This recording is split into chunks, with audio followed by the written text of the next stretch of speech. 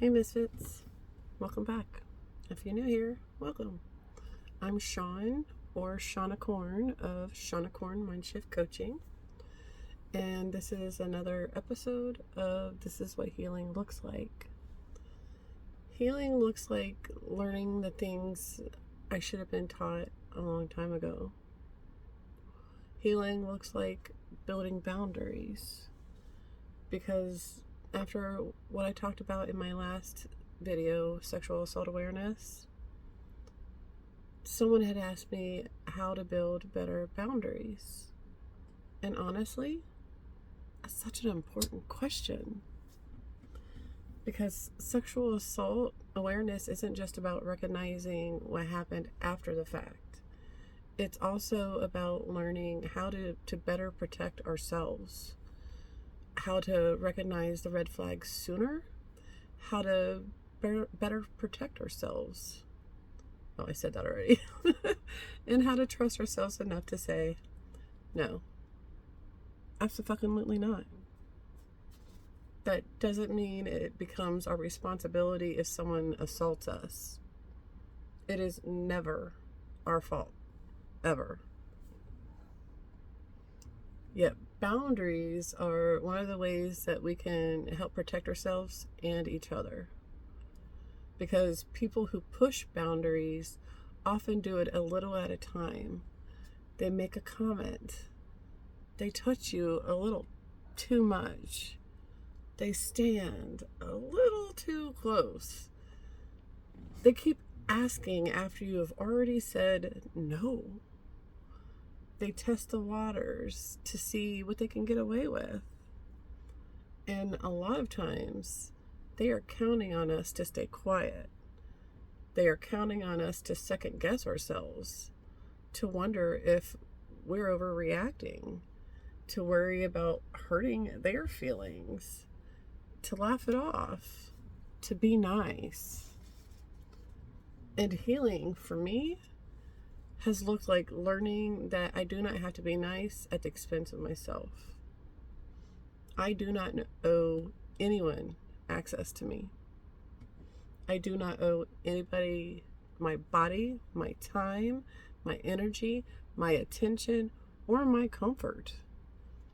And if someone is making me uncomfortable, I'm allowed to say so.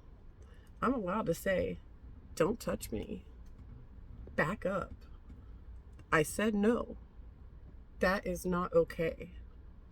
Do not talk to me like that. You're making me uncomfortable.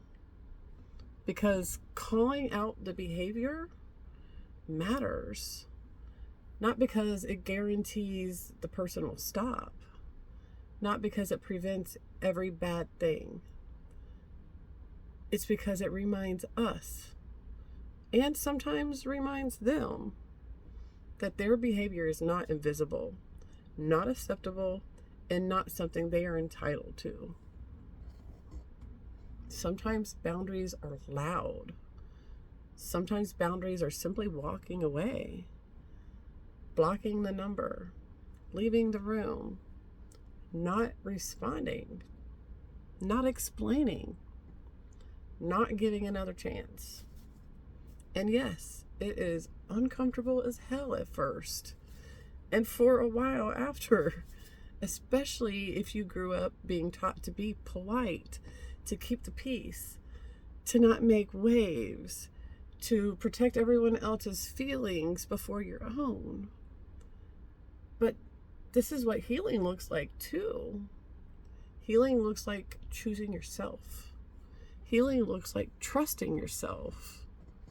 Healing looks like knowing that your discomfort is enough reason.